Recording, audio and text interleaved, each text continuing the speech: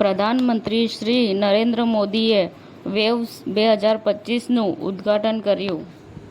સાબર sports stadium હિંમતનગરની દીકરીઓએ Khel Mahakumbh 3.0 સાબરકાંઠાનું નામ દીપાવ્યું.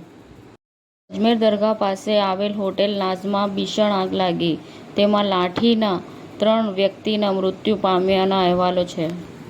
શહેજાદ ખાન પઠાણ વિરોધ પક્ષના નેતા હાટકેશ્વર બ્રિજ બંધને 100 દિવસ બાદ માત્ર તોડવાનું ટેન્ડર, નવા બ્રિજના નક્કર આયોજનનો અભાવ જોવા મળે છે.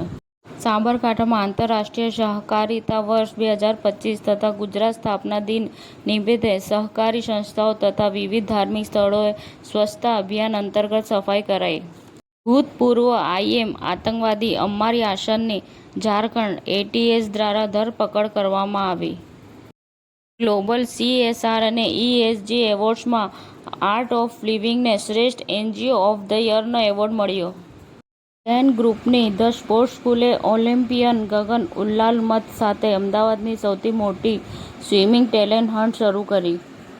ટી ટાંકાટૂંકા દૂધ ઉત્પાદક સહકારી મંડળ લિમિટેડની વાર્ષિક સાધારણ સભા યોજાઈ. ગુજરાત હાઈકોર્ટમાં 7 નવા જસ્ટિસની નિમણૂકને રાષ્ટ્રપતિની મંજૂરી આપવામાં આવી. સમાચાર ટુડે ન્યૂઝ ચેનલની ટીમ અને જે સત્ય છે તે જ બતાવશે. આપ જોતા રહો સમાચાર ટુડે ન્યૂઝ ચેનલ.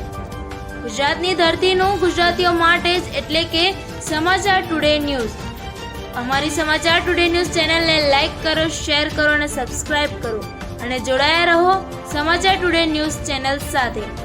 મળશે દરરોજ ઇનામ જીતવાની તક.